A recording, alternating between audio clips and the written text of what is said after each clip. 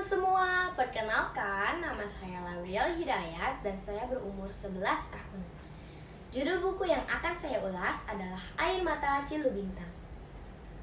Buku ini ditulis oleh Ibu Faradika Darman, SS. Ilustrator dari buku ini adalah dari Studio Plankton, yaitu Bapak Wahyu Sugianto. Saya berterima kasih kepada Badan Pengembangan dan Pembinaan Bahasa, Kementerian Pendidikan dan Kebudayaan yang telah menerbitkan buku ini pada tahun 2016.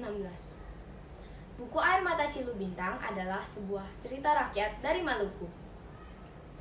Buku ini dibagi menjadi 7 bab yang menceritakan tentang sepasang suami istri yang bernama Andan dan Dalima bersama anak-anak mereka yang adalah Kakiyai, Kelelai, Lelewai, Keleliang, dan Cilubintang. Pada awalnya, mereka adalah penghuni satu-satunya di Pulau Banda, pulau yang indah, subur, dan sangat kaya dengan hasil alam. Sehingga Andan menjadi penguasa pulau tersebut. Anak-anak Andan dan Dalima tumbuh menjadi anak yang pintar dan patuh pada perintah orang tua mereka. Cilubintang sebagai anak perempuan satu-satunya dan anak bungsu dalam keluarga, disayangi dan dijaga oleh semua kakaknya.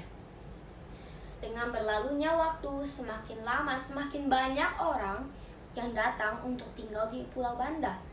Banyak pengunjung bahkan sudah menyebar ke Pulau Hatta yang juga dikuasai Andan.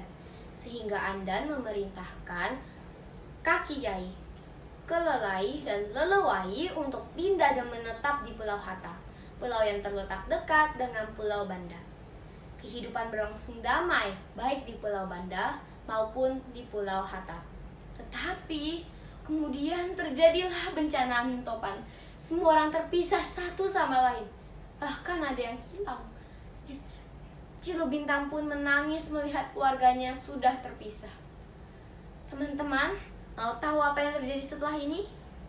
Bacalah buku Air Mata Cilubintang di dalam website yang tertulis di bawah ini, nomor 61. Dengan membaca buku ini, kita bisa lebih mengenal cerita-cerita rakyat, memperluas pengetahuan, dan meningkatkan literasi kita.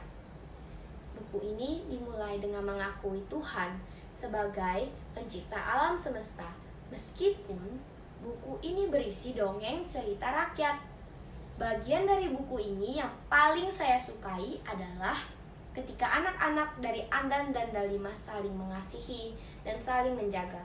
Mereka menjalankan hidup yang rukun dan baik di dalam lingkungan yang segar dan sehat di Pulau Banda dan Pulau Hatta.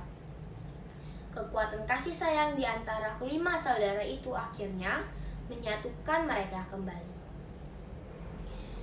Buku ini mengajarkan kita untuk mengasihi saudara dan sesama di lingkungan sekitar, bisa di lingkungan sekolah, rumah, maupun di lingkungan umum, dan agar kita patuh pada orang tua dan hidup rukun.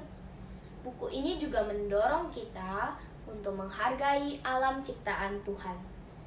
Saya percaya teman-teman yang membaca buku ini akan mendapat manfaatnya, bahkan juga bermanfaat bagi orang tua, bapak, atau ibu guru.